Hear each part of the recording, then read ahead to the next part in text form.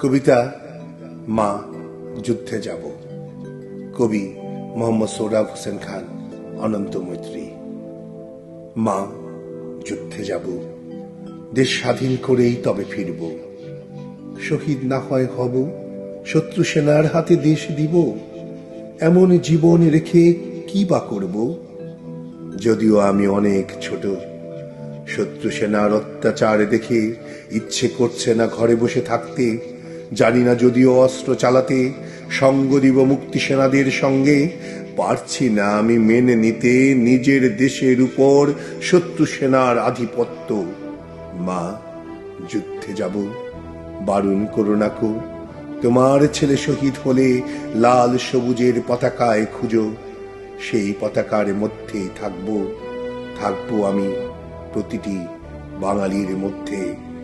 থাকবো আমি প্রতিটি বাঙালির মধ্যে। থাকবো আমি প্রতিটি